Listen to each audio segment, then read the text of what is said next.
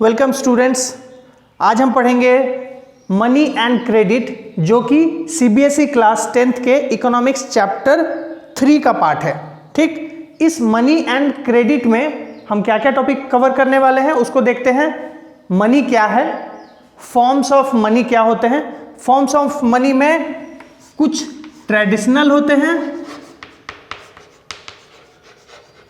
और कुछ modern forms of money होते हैं। तो ट्रेडिशनल फॉर्म्स ऑफ मनी क्या क्या है, मॉडर्न फॉर्म्स ऑफ मनी क्या क्या है, वो हम पढ़ेंगे। नेक्स्ट हम पढ़ेंगे बार्टर सिस्टम। ठीक, बार्टर सिस्टम क्या है, उसमें क्या होता था, इसके बारे में हम जानेंगे। नेक्स्ट हम पढ़ेंगे double coincidence of wants. Double coincidence of wants क्या है, हम उसके बारे में भी जानेंगे। उसके बाद हम पढ़ेंगे क्रेडिट। क्रेडिट, तो ये क्रेडिट का मतलब क्या है, क्रेडिट का मतलब होता है लोन। तो लोन हमें कहां से मिलता है, बैंक से, फ्रेंड से, रिलेटिव से, इन सब से मिलता है। तो हम जानेंगे specifically loan activity of bank. Banks कैसे लोन हमें प्रोवाइड करती हैं, किसके सेविंग्स को अपने पास डिपॉजिट रखती है और किसको बैंक लोन देती है। नेक्स्ट हम जानेंगे टू डिफरेंट क्रेडिट सिचुएशंस। हम आपके बुक में दो एग्जांपल्स दिए हुए हैं, एक सलीम का और एक स्वप्ना का, जिसमें टू डिफरेंट क्रेडिट सिचुएशंस है। सलीम ने भी लोन लिया हुआ है एंड स्वप्ना ने भी लोन लिया हुआ है। तो एक केस ऐसा है जिसमें लोन लेना अच्छा डिसीजन होता है, गुड डिसीजन होता है। वहीं पे दूसरा केस ऐसा है जिसमें लोन लेना एक गुड डिसीजन नहीं होता है। नेक्स्ट हम पढ़ेंगे terms of credit. Terms of credit मतलब अगर आप लोन लेने कहीं से जाते हो तो आपको कुछ ना कुछ टर्म्स एंड कंडीशंस पहले से प्रीफिक्स होते हैं, उस पर आपको सिग्नेचर करना पड़ता है, फिर आपको लोन मिलता है। तो टर्म्स ऑफ क्रेडिट मतलब लोन देने के लिए क्या क्या टर्म्स एंड कंडीशंस होते हैं। उसी में एक टर्म है कोलैटरल। कोलैटरल क्या होता है, इसके बारे में हम जानेंगे। नेक्स्ट जानेंगे formal and informal sector loans.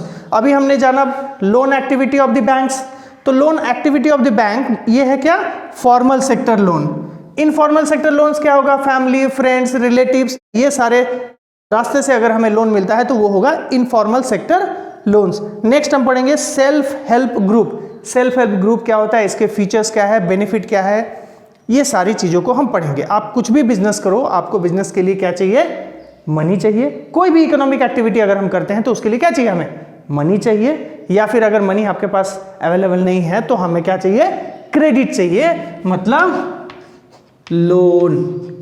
हमें क्या चाहिए, लोन चाहिए, हमें चाहिए लोन। ठीक, तो हम इस चैप्टर में पढ़ेंगे मनी एंड क्रेडिट, डिटेल में पढ़ेंगे इस चैप्टर को। चैप्टर पढ़ने के बाद, ये सारे टॉपिक्स को कवर करने के बाद हम टेक्स्ट बुक को भी घर में अच्छे से पढ़ेंगे। इससे रिलेटेड जितने सारे क्वेश्चन आंसर है उसको सॉल्व करेंगे, हमारा चैप्टर पूरा फिनिश होगा। तो चलिए एक एक करके हम टॉपिक्स को स्टार्ट करते हैं। तो अब हम जानेंगे कि मनी होता क्या है। मनी जानने से पहले हम जानते हैं कि जब मनी नहीं था तो कैसे ट्रांजैक्शंस होते थे। वो होता था बार्टर सिस्टम में। बार्टर सिस्टम क्या है, barter system is a system where goods are exchange without the use of money. Barter system is a system where goods are exchanged without the use of money। ठीक है, मतलब जब money हमारे circulation में नहीं था, जब मनी का आविष्कार नहीं हुआ था, तो ट्रांजैक्शंस कैसे होते थे, हम गुड्स के बदले हमें गुड्स मिलता था। ठीक है, अभी इसको एक एग्जांपल से अच्छे से समझेंगे। एक एग्जांपल से हम समझेंगे कि मान लो एक ट्रेडर है, trader A and trader B, दोनों ट्रेडर है। तो ये ट्रेडर ए के पास है मान लो राइस, ठीक, और ट्रेडर बी के पास मान लो है दाल। ट्रेडर बी के पास क्या है, दाल है। तो यहां ट्रांजैक्शन कैसे होंगे, यहां ट्रांजैक्शन होंगे, ट्रेडर ए अपना राइस लेके आएगा और हमें ट्रेडर बी को देगा, और ट्रेडर बी से दाल जो है वो परचेस करके अपने घर लेके जाएगा। तो यहाँ जो ट्रांजैक्शन हो रही है वो कैसे हो रहा है, goods are being exchanged without the use of money. यहाँ पे मनी का आविष्कार नहीं हुआ है, goods are exchange without the use of money. ठीक, ये हो रहा है। लेकिन इस सिस्टम में प्रॉब्लम क्या था, इस सिस्टम में कुछ एक प्रॉब्लम था। प्रॉब्लम ये था कि मानो ट्रेडर ए ट्रेडर बी को राइस सेल कर रहा है और बी से दाल खरीद के लेके जा रहा है। मान लो ट्रेडर ए को दाल नहीं चाहिए, ठीक है, ट्रेडर ए को मान लो चाहिए शू, ट्रेडर ए को क्या चाहिए, शू चाहिए, तो वो राइस सेल करके शू परचेस करना चाह रहा है। तो ट्रेडर बी से ट्रांजैक्शन पॉसिबल है क्या, ट्रेडर बी के साथ ट्रांजैक्शन पॉसिबल नहीं है। क्यों नहीं है, क्योंकि ट्रेडर ए जब मार्केट में आएगा तो वो राइस को सेल करना है, उसे बदले में शू खरीद के लेके जाना है, शूज। ठीक, तो ट्रेडर ए ढूंढेगा कि मार्केट में कौन ऐसा ट्रेडर है जो मेरा राइस खरीदना चाहता है और बदले में उसके पास शू हो जो कि वो बेचना चाह रहा है। ठीक है, तो वो ट्रेडर ए से मिलेगा, सॉरी ट्रेडर ए तो वो खुद ही है, ट्रेडर बी से मिलेगा, सी से मिलेगा, डी से मिलेगा, ऐसे करते करते मान लो ट्रेडर जेड है, उसके पास है शू। ठीक, तो ट्रेडर जेड से वो जब मिलेगा तो ट्रांजैक्शन पॉसिबल होगा। यहां पे प्रॉब्लम ये है कि ट्रेडर ए को जो परचेस, या मान ले ट्रेडर ए को जो सेल करना है और पैरेलली जो परचेस करना है, दूसरे पार्ट में ट्रेडर जेड को भी वही चीज सेल करना है एंड ट्रेडर ए के पास जो है वो उसी चीज को परचेस करना है। ठीक, तो ही ट्रांजैक्शन पॉसिबल होगा। मतलब ट्रेडर ए सेल करना चाहता है राइस, परचेस करना चाहता है शूज, ट्रेडर जेड सेल करना चाहता है शूज और परचेस करना चाहता है ट्रेडर ए का राइस, तो ट्रांजैक्शन पॉसिबल है। ठीक, इस सिचुएशन को हम कहते हैं double coincidence of wants.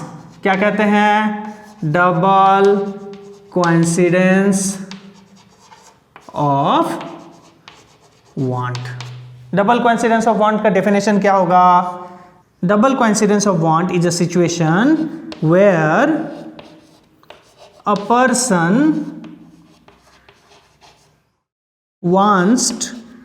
person wants to sell the product which exactly the other person wants to purchase and vice versa।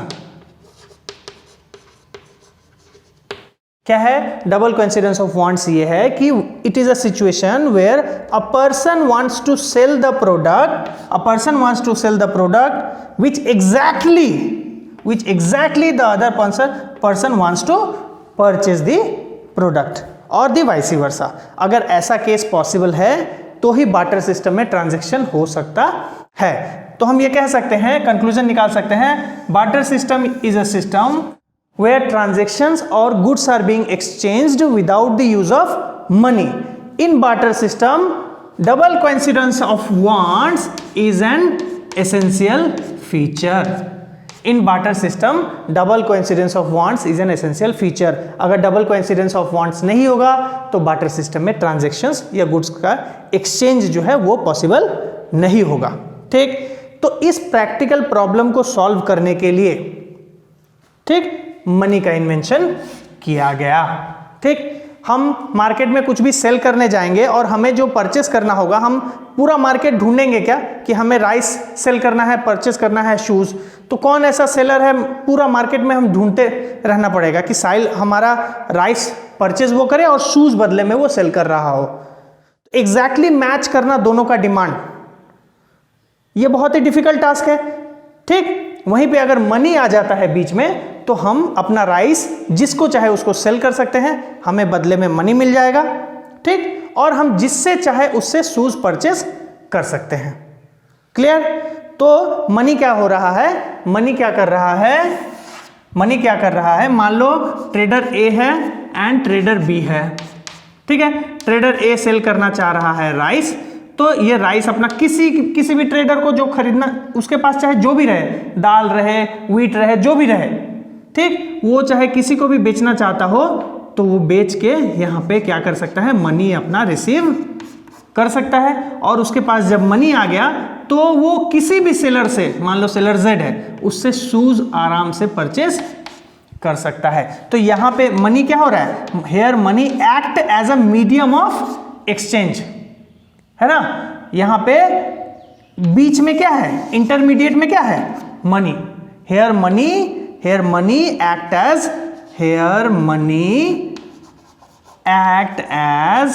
A medium of exchange. तो कितना इजी हो गया ट्रांजैक्शन मनी के आने से। क्लियर? तो अभी हमने पढ़ा व्हाट इज बार्टर सिस्टम, उसके बाद हमने पढ़ा डबल कोइंसिडेंस ऑफ बॉन्ड्स, फिर हमने पढ़ा मनी। बार्टर सिस्टम क्या है, where goods are being exchanged without the use of money. Here double coincidence of bonds is an essential feature. Double coincidence of bonds क्या है, it is a situation where a person wants to sell the product which exactly match with the other person's wants to purchase the other product and vice versa. और हमने जाना money क्या है, money के आ जाने से हमें ट्रांजेक्शन में हेल्प मिलता है। मनी क्या है, money act as an intermediate between the transaction, that is why it is called medium of exchange. ठीक, तो अभी हम पढ़ेंगे फॉर्म्स ऑफ मनी।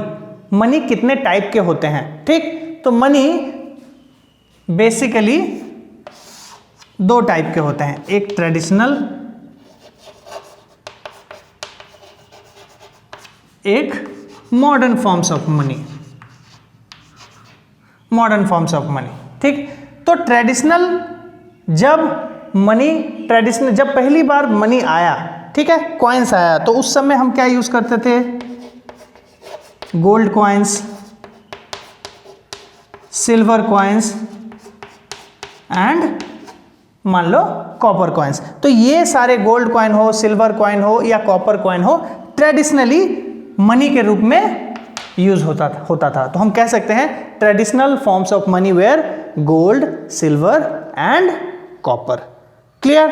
लेकिन अगर ये तो फिर भी कॉइन जब इन्वेंशन हुआ तब, जब कॉइन नहीं था तो लोग किसको मनी मानते थे? Before the invention of money लोगों के पास जो फूड ग्रेन थे या फिर जो केटल्स थे, मतलब जो एनिमल्स थे उनके पास, उसको फॉर्म्स ऑफ मनी मानते थे। उसी के थ्रू सामान को एक्सचेंज वो लोग करते थे। लेकिन जब कॉइन्स का इन्वेंशन हुआ तो क्या हो गया, gold coin, silver coin and copper coin. ठीक, पहले गोल्ड कॉइन बना, देन सिल्वर कॉइन बना, देन कॉपर कॉइन। इसमें प्रॉब्लम ये था कि ये जो गोल्ड है, गोल्ड मान लो गोल्ड कॉइन में 5 रुपीज लिखा हुआ है, ठीक, लेकिन गोल्ड का अपना इंट्रिंसिक वैल्यू होता है। क्या होता है? इंट्रिंसिक वैल्यू होता है। ठीक है, 5 रुपीज का गोल्ड कॉइन आपको मिलेगा तो आप क्या करोगे, उसको 5 रुपीज लेके किसी को दे के सामान एक्सचेंज करोगे और उसको क्या करोगे, उसको पिघला के आदमी अपने लिए सोने का, गोल्ड का कुछ भी, कान का, नाक का, हाथ का कुछ भी बना के पहन सकता है।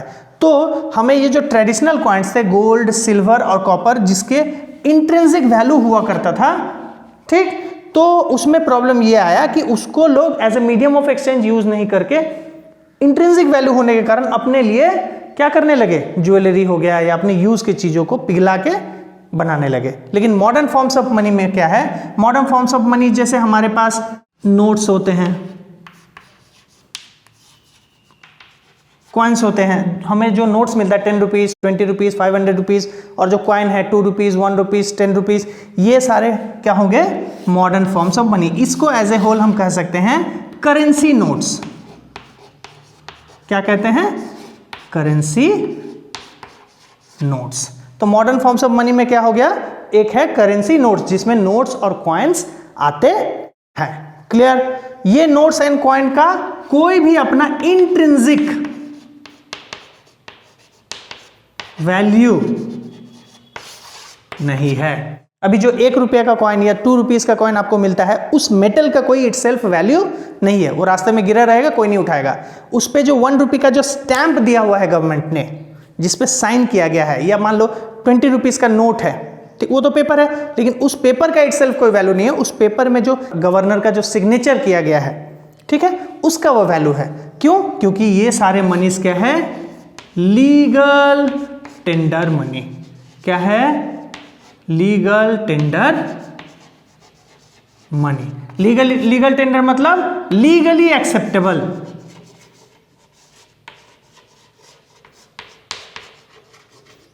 Legally acceptable in India, Indian rupees है तो इन इंडिया, ठीक है। तो मॉडर्न फॉर्म्स ऑफ मनी में क्या होगा? नोट्स, कॉइन्स सारे, उसको हम क्या कहते हैं? करेंसी नोट्स, ठीक। और मॉडर्न फॉर्म्स ऑफ मनी क्या है? Deposits in banks.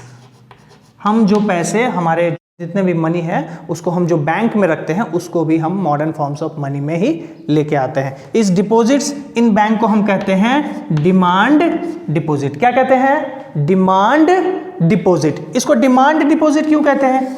Deposits in bank को डिमांड डिपॉजिट कहते हैं। क्या कहते हैं? DEMAND, demand deposit. Demand deposit क्यों कहते हैं? Because these deposits can be withdrawn as per the demand of the customer. हम अपना जो डिपॉजिट बैंक में रखे हैं, we can withdraw that money as per our demand. That is why it is called demand deposit. The deposits in the banks which can be drawn as per the demand of the customer. That is why deposits in bank is called demand deposit. तो हमने पढ़ा forms of money. Forms of money में जब coin का invention नहीं हुआ था तो फूड ग्रेन, केटल्स, ये सब यूज किया जाता था, उसी से ट्रांजेक्शन्स होते थे।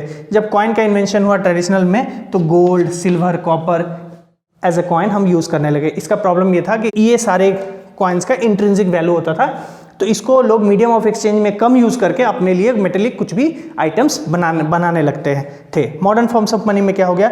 नोट्स और कॉइन्स जो हम रेगुलर यूज में देखते हैं, उसको हम एज ए होल क्या कहते हैं? Currency notes.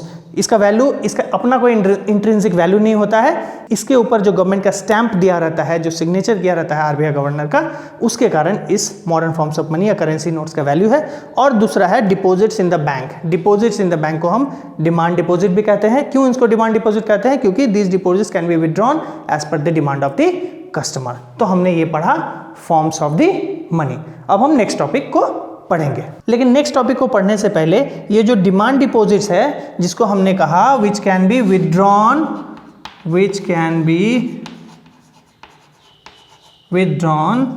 As per the demand of the customer, तो उसको हम डिमांड डिपॉजिट कहते हैं। लेकिन ये जो विड्रॉन हम करते हैं, बैंक से जो पैसे हम निकालते हैं, कैसे निकाल सकते हैं? हम ऑनलाइन ट्रांजैक्शन कर सकते हैं, अपने अकाउंट से आप किसी और के अकाउंट में ट्रांसफर करके भेज सकते हो, या हम चेक के थ्रू निकाल सकते हैं। किसके थ्रू? CHEQUE। हम किसी दूसरे के नाम से चेक लिख सकते हैं और उसको दे सकते हैं, वो जाके अपने बैंक में सबमिट कर सकता है। वो चेक क्या करेगा? बैंक ऑफिसर क्या करेंगे? मेरे अकाउंट से पैसे को डिडक्ट करेंगे और जिनके नाम से चेक को इशू किया गया, उनके अकाउंट में पैसे को डिपॉजिट कर देंगे। ठीक, तो हम चेक के बारे में थोड़ा जान लेते हैं। तो अभी हम जानते हैं चेक क्या है। चेक का डेफिनेशन क्या है? It is a paper. ये क्या है? चेक क्या होता है? एक पेपर है जिसके थ्रू क्या करता है? Cheque is a paper, instruction मिलता है, इंस्ट्रक्टिंग द बैंक। चेक क्या है? एक पेपर है जिसके थ्रू हम बैंक को क्या करते हैं? इंस्ट्रक्शन देते हैं। इंस्ट्रक्टिंग द बैंक क्या करने का? टू पे अ स्पेसिफिक अमाउंट। बैंक को हम इंस्ट्रक्शन देते हैं कि एक स्पेसिफिक अमाउंट को आप पे कर दो। किसको? To the person in whose name the cheque has been issued. जिसके नाम से ये चेक को लिखा जा रहा है, उस पर्सन को एक स्पेसिफिक अमाउंट जो कि चेक में मेंशन है, वो अमाउंट आप उसके अकाउंट में डिपॉजिट कर दो। ठीक, तो चेक में कुछ कुछ डिटेल्स हम मेंशन करते हैं। जैसे चेक में क्या दिया जाता है? चेक में होता है नेम, ठीक। दूसरा, ठीक, मान लो पार्टी ए है और पार्टी बी है। पार्टी ए को कुछ पैसे पार्टी बी को देना है, तो पार्टी ए चेक को इशू कर रहा है, ठीक। तो चेक में किसका नाम होगा? चेक में पार्टी बी का नाम होगा। सिग्नेचर, पार्टी ए का सिग्नेचर होगा कि भाई मैं साइन ये कर रहा हूं, और पार्टी नाम पार्टी ए का भी रहेगा और बी का भी रहेगा, ठीक। सिग्नेचर रहेगा। थर्ड क्या रहेगा? डेट, किस डेट में चेक को साइन किया जा रहा है। फोर्थ रहेगा अमाउंट, कितने अमाउंट का चेक दिया जा रहा है। ये अमाउंट वर्ड्स में भी रहेंगे एंड डिजिट्स में भी रहेंगे, न्यूमेरिकल वैल्यू भी दिया रहेगा। नेक्स्ट क्या रहेगा? नेक्स्ट रहेगा नेम हो गया, सिग्नेचर हो गया, डेट हो गया, अमाउंट हो गया, बैंक नेम, बैंक नेम रहेगा। 6 IFSC कोड रहेगा। नेक्स्ट चेक का एक नंबर होता है, चेक का स्पेसिफिक नंबर होता है। ये सारे चीज़ों को चेक में मेंशन किया जाता है। ये सारे चीज़ों के थ्रू हम क्या करते हैं, पर्सन ए क्या करता है, पर्सन बी के नाम से चेक को लिख के देता है। ये पर्सन बी क्या करता है, बैंक में जाता है और चेक को डिपॉजिट करता है।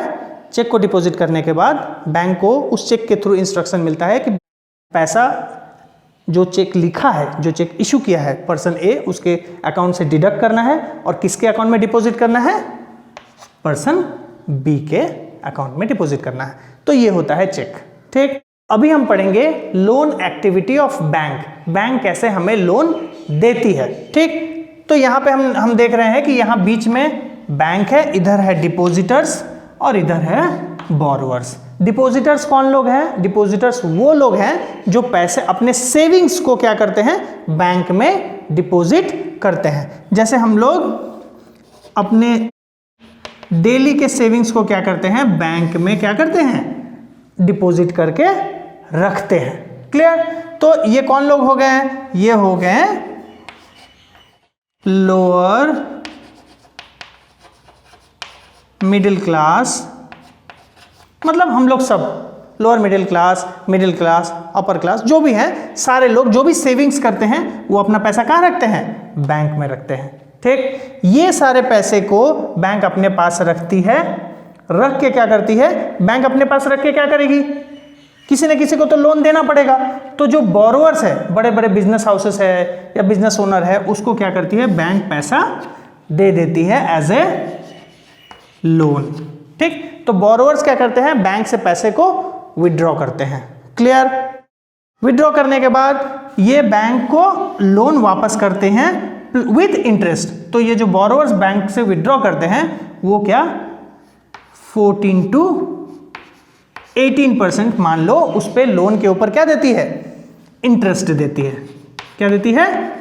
इंटरेस्ट देती है। तो बैंक ने जो लोन बोरोवर को दिया है उस पे बैंक को कितना परसेंट इंटरेस्ट मिला, 14 to 18% बैंक को इंटरेस्ट मिला।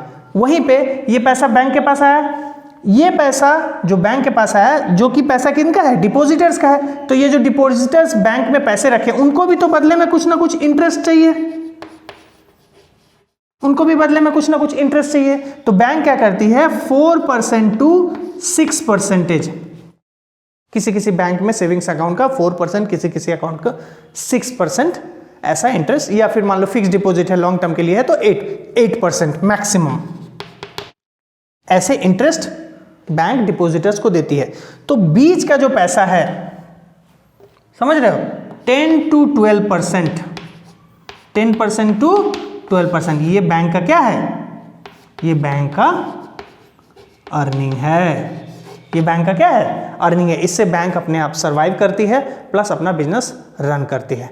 अब मान लो इसमें से कोई लोन डिफॉल्ट कर गया, लोन को वापस नहीं किया, तो बैंक इतना अर्न कर लेती है कि अपना बिजनेस को उनको कोई हैम्पर नहीं होता है। अब बात है, मान लो डिपॉजिटर्स, जितने सारे डिपॉजिटर्स हैं उन्होंने अपना पैसा बैंक में रखा, तो क्या बैंक पूरा का पूरा पैसा बोरोवर को लोन में दे देगी?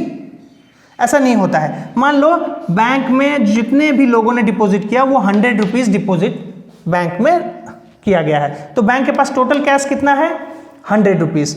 तो आपके बुक में जो एग्जाम्पल दिया हुआ है उसके थ्रू हम ये कह सकते हैं कि RBI actually RBI time to time instruction देती है बैंक्स को कि आपको कितना पैसा, जितना आपको डिपॉजिट हुआ है उसका कितना % आपके पास रखना है और कितना % लोन में देना है। तो बैंक को आरबीआई बोलती है कि आप 100 रुपीज़ का 15 रुपीज़ अपने पास कैश मेंटेन करो और 85 रुपीज़ तक, कितना, 85 रुपीज़ तक आप लोन बोरोवर्स को दे सकते हो। मतलब जितना ज़्यादा से ज़्यादा आप लोन बोरोवर को दोगे, क्योंकि बिजनेस तो इसी से हो रहा है ना।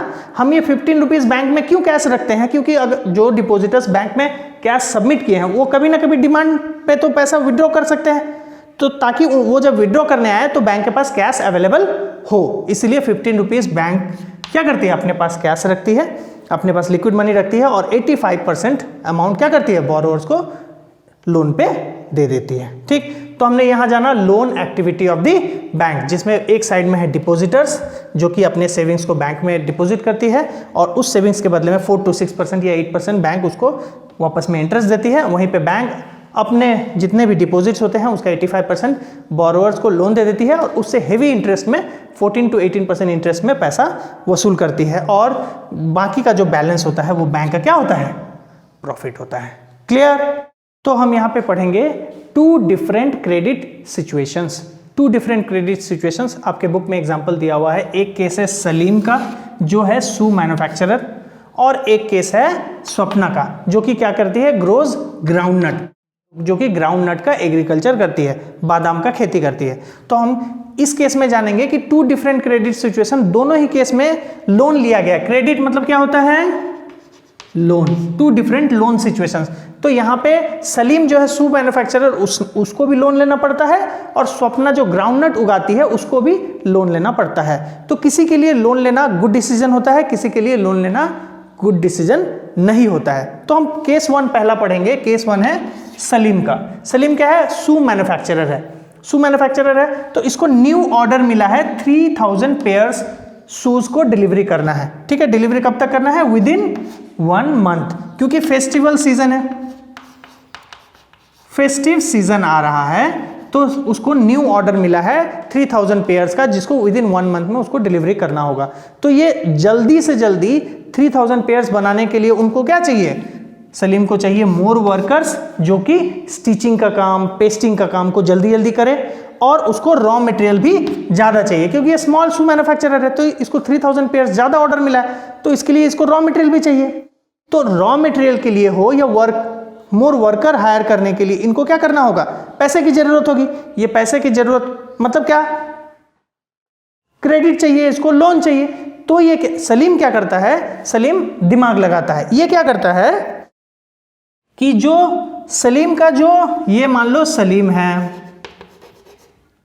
ठीक, और इधर है रॉ मटेरियल सप्लायर जो कि सलीम को रॉ मटेरियल हमेशा सप्लाई करता रहता है। और सलीम क्या है, सलीम जो बिग शू कंपनी है जिसको कि ऑर्डर देना है उसको सलीम अपना शूज देगा। तो जो रॉ मटेरियल इतने दिनों से सलीम को दे रहा है उसमें सलीम ये कहता है कि भाई मैं तो इतने दिन से आपके पास से रॉ मटेरियल ले रहा हूँ, लेदर हो या जो अदर रॉ मटेरियल्स ले रहा हूँ, तो आप एक काम करो, अभी मुझे बड़ा ऑर्डर मिला है तो आप मुझे रॉ मटेरियल सप्लाई कर दो, मैं आपको पैसे 1 महीने के बाद में दूंगा। क्लियर? तो ये जो रॉ मटेरियल है उसको एज ए लोन ये ले लेता है कि आप मुझे अभी रॉ मटेरियल दो, मैं 1 मंथ के बाद ऑर्डर कंप्लीट करके आपको पैसे दे दूंगा। ठीक है, तो एक तो रॉ मटेरियल का प्रॉब्लम था जो कि रॉ मटेरियल क्या किया इन्होंने, जो रॉ मटेरियल सप्लायर है उससे अरेंज कर लिया। ठीक, दूसरा जो ज़्यादा वर्कर है जो कि काम एक्चुअल में करेंगे उनको हायर करने के लिए, डे टू डे एक्सपेंसेस के लिए, उनको सैलरी पेमेंट के लिए पैसे चाहिए। तो पैसे चाहिए तो सलीम ने क्या किया, जो बिग बिजनेस कंपनी उसको ऑर्डर दिया है 3000 पेयर्स का, उसको सलीम ने बोला कि आप एटलीस्ट 1000 पेयर्स का एडवांस मुझे दे दो। क्या दे दो, 1000 शूज, मैं तो आपको 3000 डिलीवरी देने वाला हूं तो एटलीस्ट आप 1000 पेयर्स ऑफ शूज का एडवांस मनी मुझे आप दे दो। तो उस पैसे को, ये जो 1000 शूज का जो एडवांस मनी था उसको एज ए लोन ये क्या किया, एडवांस मनी ले लिया सलीम ने। तो इस 1000 पेयर के एडवांस मनी से सलीम ने क्या किया, न्यू वर्कर्स को हायर किया और रॉ मटेरियल तो इसके पास था ही, इससे क्या किया, प्रोडक्शन को वो विद इन टाइम कंप्लीट किया, प्लस डिलीवरी भी 3000 पेयर किया और अच्छा खासा प्रॉफिट अर्न किया। ठीक है, तो यहां पे लोन लेना क्या है, क्रेडिट क्या है, इज अ गुड डिसीजन और बैड डिसीजन। यहां पे सलीम के लिए taking loan is a good decision, is a sign of development. ठीक, यहां पे सलीम ने क्या किया, कहीं से भी पैसे लेने नहीं गए, जो उसके बिजनेस एक्टिविटीज में इन्वॉल्व थे लोग, रॉ मटेरियल सप्लायर हो गया तो उससे रॉ मटेरियल ले लिया, बोला कि मैं पेमेंट कुछ दिन बाद में दूंगा। ठीक, और जो इनके जो ऑर्डर दिए थे जिस कंपनी, उस कंपनी से 3000 पेयर का ऑर्डर था तो 1000 पेयर्स का एडवांस मनी उसने ले लिया, तो अपना वर्किंग कैपिटल रिक्वायरमेंट को पूरा किया और ऑर्डर को टाइमली कंप्लीट किया। ठीक, अब हम केस 2 के बारे में जानेंगे। ठीक, तो केस 2 में क्या है, स्वप्ना क्या करती है, ग्राउंडनट ग्रो करती है, बादाम की खेती करती है, जिस स्वप्ना के पास कितना लैंड है, 3 एकर्स का। इस 3 एकर्स ऑफ लैंड में स्वप्ना क्या करती है, ग्राउंडनट को उगाती है। तो अभी कुछ भी फसल आप एग्रीकल्चर से जब स्टार्ट होता है तो आपको सीड्स चाहिए, एग्रीकल्चरल इक्विपमेंट चाहिए, पेस्टिसाइड चाहिए, इंसेक्टिसाइड चाहिए। ठीक, ये सारे रिक्वायरमेंट्स को पूरा करने के लिए इन शॉर्ट आपको पैसे की जरूरत होती है। तो पैसे, स्वप्ना क्या है, गरीब घर की है, तो वो क्या करती है, जो उनके विलेज में जो मनी लेंडर है, जो उधार पे लोगों को पैसे देती है, स्वप्ना क्या करती है, पैसे मनी लेंडर से लेती है। उस पैसे को लेके स्वप्ना क्या करती है, ग्राउंडनट में इन्वेस्ट करती है। ठीक, कुछ दिन बाद ये देखा जाता है कि ग्राउंडनट जो फसल है उसमें क्या होता है, कीड़ा लग जाता है। ठीक, तो कीड़ा लगने के कारण क्या होता है, फसल में वो इंसेक्टिसाइड होता है, पेस्टिसाइड, इंसेक्टिसाइड, उसको डालने से भी उससे कुछ फर्क पड़ता नहीं है, तो इसका पूरा फसल क्या होता है, पूरा फसल खराब हो जाता है, क्रॉप क्या हो जाता है, फेल हो जाता है। ठीक, तो क्रॉप फेल होगा तो क्या होगा, जो इन्वेस्टमेंट लगा है उस इन्वेस्टमेंट को क्या होगा, वो रिकवरी नहीं हो पाएगा। तो ये तो स्वप्ना का भी लॉस है, प्लस जो मनी लेंडर से हाई रेट ऑफ इंटरेस्ट पे जो लोन लिया है, क्योंकि मनी लेंडर क्या करेंगे, रेट ऑफ इंटरेस्ट कम रखेंगे कि ज़्यादा रखेंगे, वो ज़्यादा रखेंगे, तो हाई रेट ऑफ इंटरेस्ट पे लोन जो लेती है वो चुका भी नहीं पाती है, वापस कर नहीं पाती है। तो नेक्स्ट ईयर जब फिर से उसको ग्राउंडनट के खेती के लिए चाहिए होता है लोन, फिर से स्वप्ना क्या करती है, मनी लेंडर से लोन लेती है, और पुराना लोन तो रहता है प्लस नया लोन रहता है, इससे वो डेट ट्रैप में फंस जाती है, लोन के जाल में फंस जाती है। ठीक, 1 साल का लिया हुआ लोन सालों दर साल उसके ऊपर बर्डन बनता जाता है, और वो उस जाल से, उस ट्रैप से, डेट के ट्रैप से, लोन के ट्रैप से वो निकल नहीं पाती है। फाइनली उसको जो उसके पास जो 3 एकर्स का लैंड था, उसका एक पार्ट क्या करना पड़ता है, उसका एक पार्ट सेल करना पड़ता है। उसके पास जो अपने से पहले एसेट्स था उसको सेल करना पड़ता है, ताकि उस डेट ट्रैप से, उस लोन के चुंगल से वो निकल सके। तो स्वप्ना के केस में क्या हुआ, लोन लेना, taking loan from money lender, ये गुड डिसीजन था कि बैड डिसीजन था, ये स्वप्ना के केस में क्या है, taking loan is a bad decision. ठीक, वहीं पे सलीम के केस में taking loan is a good decision. तो हमने यहाँ पे 2 क्रेडिट सिचुएशंस देखा, एक सलीम का और एक सपना का। दोनों केस में लोन ही लिया गया है, लेकिन एक केस में loan was a good decision और दूसरे केस में loan was a very bad decision. Clear. अब हम पढ़ेंगे terms of credit. Terms of credit, credit means क्या है, क्रेडिट मीन्स लोन है। तो टर्म्स ऑफ क्रेडिट मतलब लोन लेने के टाइम में क्या क्या टर्म्स एंड कंडीशंस होते हैं, क्या होते हैं, क्या क्या टर्म्स एंड कंडीशंस होते हैं, उसके बारे में हम पढ़ेंगे। ठीक है, तो लोन आप किसी से भी लोगे, चाहे बैंक से लो चाहे कहीं से भी लो, तो उसमें एक एग्रीमेंट होता है, जिस एग्रीमेंट में दोनों पार्टी साइन करते हैं। तो ये एक फर्स्ट पॉइंट हुआ, एक एग्रीमेंट होता है। लोन लेने के टाइम में एक एग्रीमेंट होता है जो कि दोनों पार्टी साइन करते हैं। उस एग्रीमेंट में क्या लिखा रहता है, उस एग्रीमेंट में लिखा रहता है लोन अमाउंट। क्या लिखा रहता है, कितने रुपया का लोन दिया जा रहा है। नेक्स्ट रहता है rate of interest, rate of interest, क्योंकि जो लोन देगा वो तो ऐसे ही नहीं दे देगा, उसको बदले में क्या चाहिए, इंटरेस्ट चाहिए। तो कितना % रेट ऑफ इंटरेस्ट रहेगा वो भी स्पेसिफिकली मेंशन रहता है। नेक्स्ट रहता है ड्यूरेशन ऑफ लोन। क्या रहता है, ड्यूरेशन ऑफ लोन कितने समय के लिए आपको दिया जा रहा है, मतलब विद इन कितने ईयर्स में, कितने समय में आप लोन वापस करोगे, वो ड्यूरेशन भी लिखा रहता है। ठीक है, नेक्स्ट लिखा रहता है कि आप जब लोन ले रहे हो तो हमें क्या करना पड़ता है, कुछ ना कुछ अपना प्रॉपर्टी गिरवी रखना पड़ता है। मान लो बैंक से लोन ले रहे हो तो हमारे पास अगर लैंड है, लैंड के अगेंस्ट लोन ले रहे हैं तो लैंड का पेपर देना पड़ता है। बिल्डिंग के अगेंस्ट में ले रहे हैं तो बिल्डिंग देना पड़ता है। गोल्ड के अगेंस्ट में ले रहे हैं तो गोल्ड गिरवी रखना पड़ता है, उसका पेपर रखना पड़ता है। तो ये जितने सारे जो भी चीज़ हमें जमा रखने पड़ते हैं दूसरे के पास एज अ गारंटी, उसको हम कहते हैं कोलैटरल। इसका डेफिनेशन हम अच्छे से पढ़ेंगे, ये बहुत ही इंपॉर्टेंट है कि व्हाट इज कोलैटरल।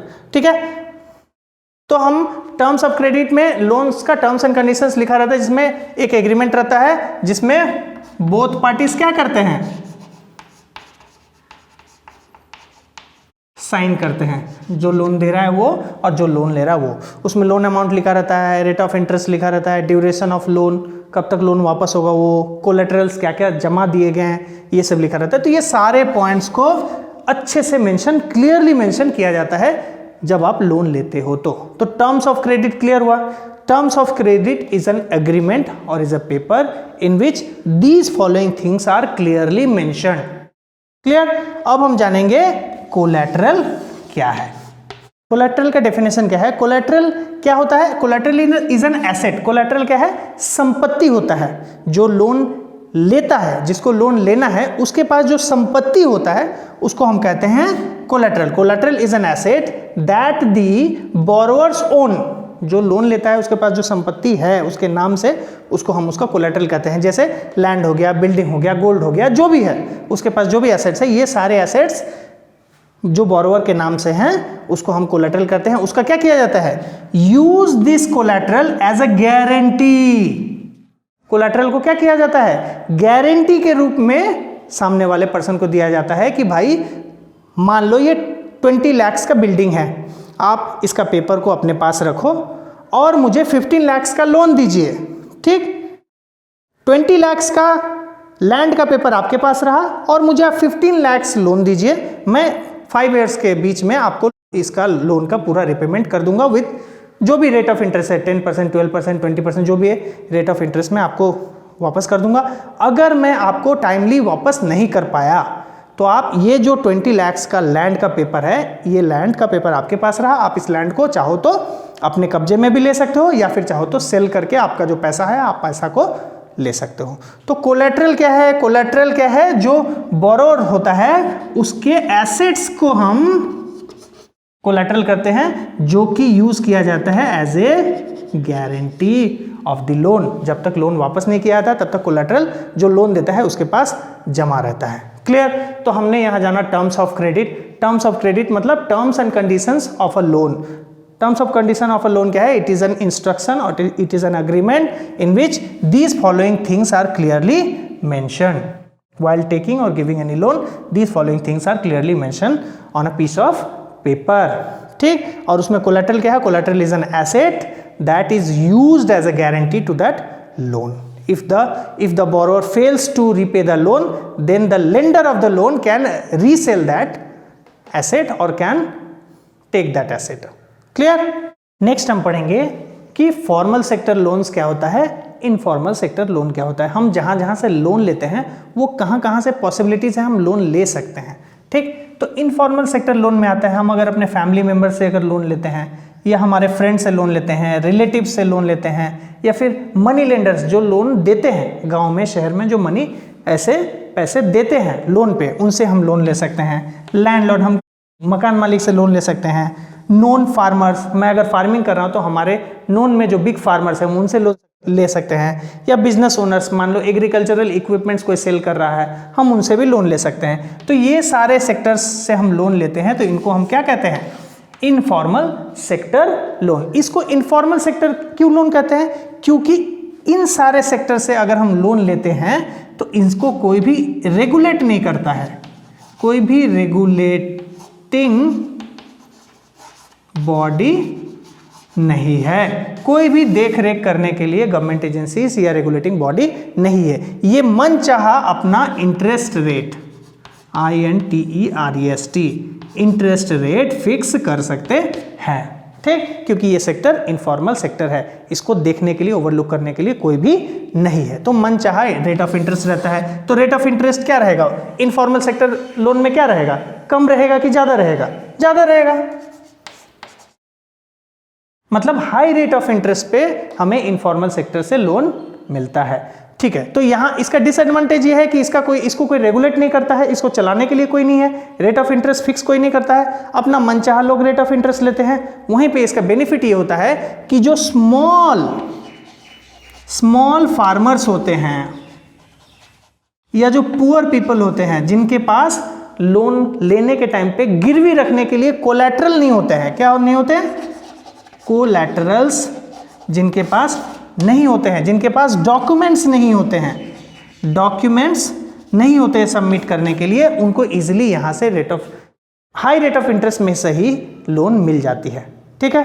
तो लोन जिसके पास डॉक्यूमेंट्स नहीं है, कोलैटरल्स नहीं है, वो क्या करते हैं, पेपर्स नहीं होने के कारण इनफॉर्मल सेक्टर से लोन को लेते हैं। वहीं पे फॉर्मल सेक्टर लोन क्या है, फॉर्मल सेक्टर लोन है बैंक हो गया, कोऑपरेटिव सोसाइटी या बैंक होगी, ये भी बैंक के तरह ही काम करती है, तो इधर से लोन लेते हैं। इस सेक्टर को फॉर्मल सेक्टर क्यों कहते हैं, क्योंकि इनका रेगुलेटिंग बॉडी होता है, रेगुलेटिंग बॉडी होता है। फॉर्मल सेक्टर लोन को, बैंक्स वगैरह को रेगुलेट कौन करता है, RBI, Reserve Bank of India. तो Reserve Bank of India formal sector के लोन को लुक आफ्टर करती है। तो इसका रेट ऑफ इंटरेस्ट एक फिक्स रहता है, रेट ऑफ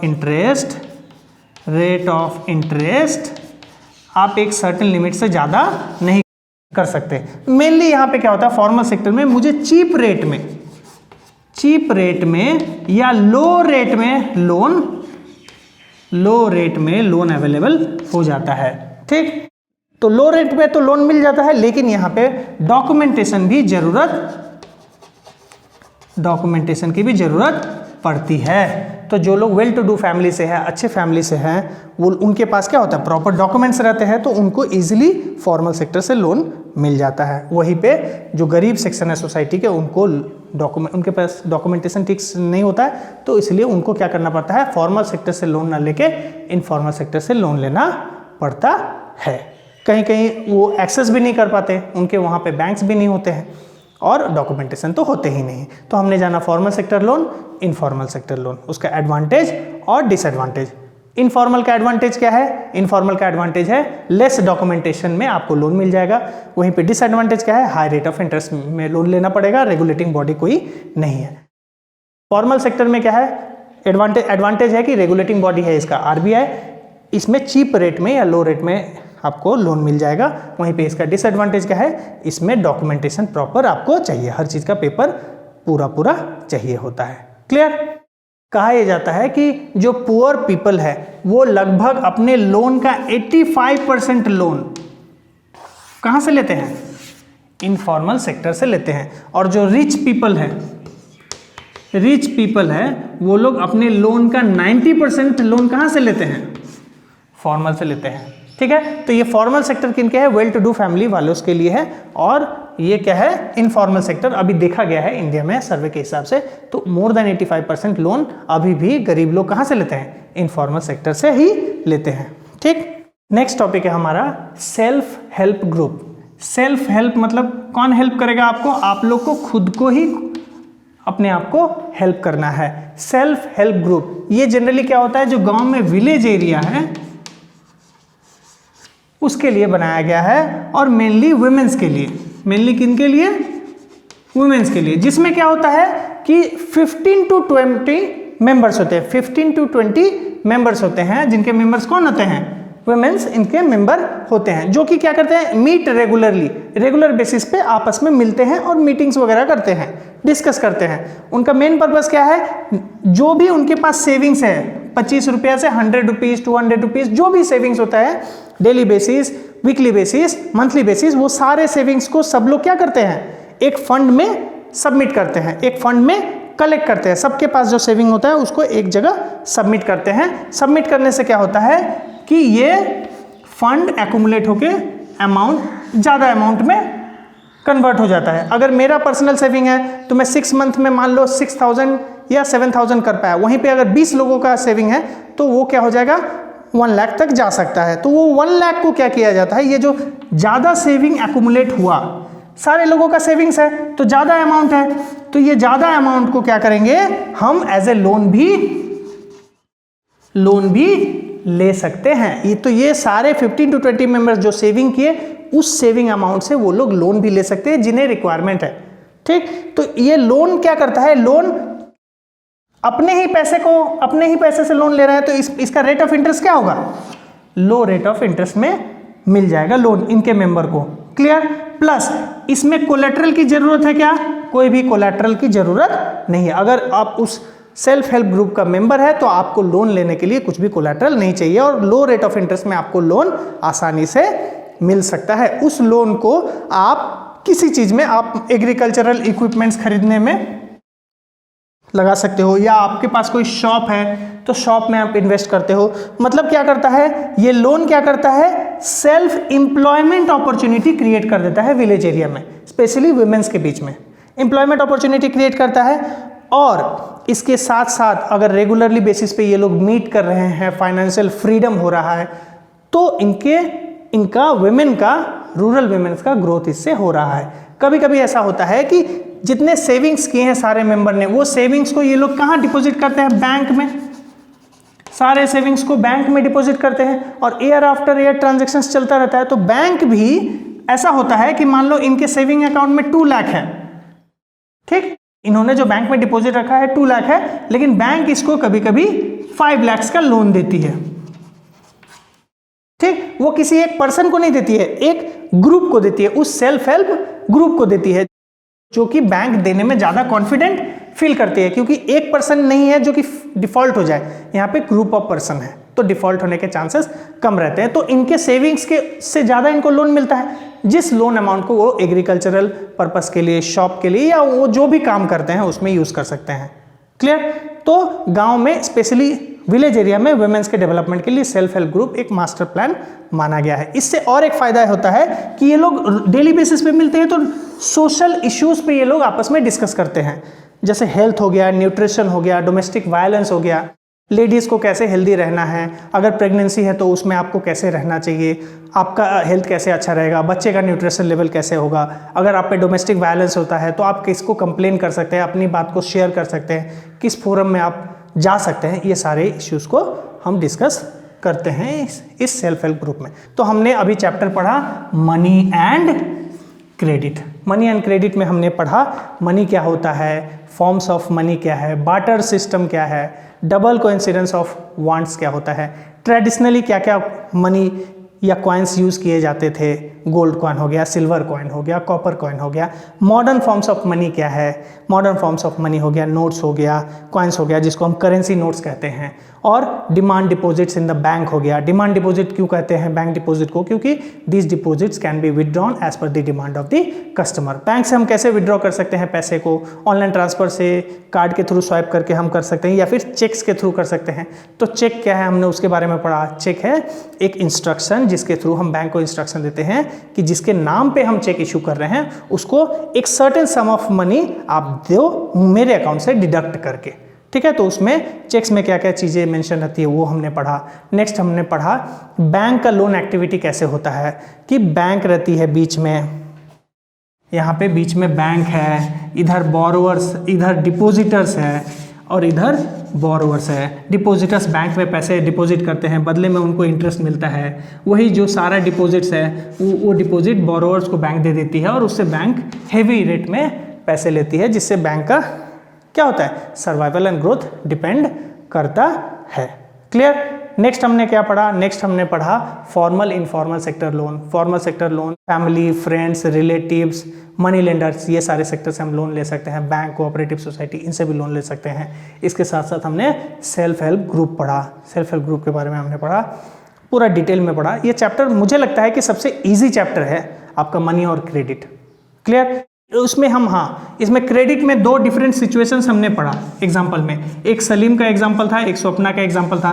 तो किसी एक के केस में taking loan was a good decision, दूसरे केस में taking loan was not a good decision. आप एक बार चैप्टर को रिवाइज करो, एक बार अच्छे से पढ़ो, आपको क्लियरली समझ में आएगा।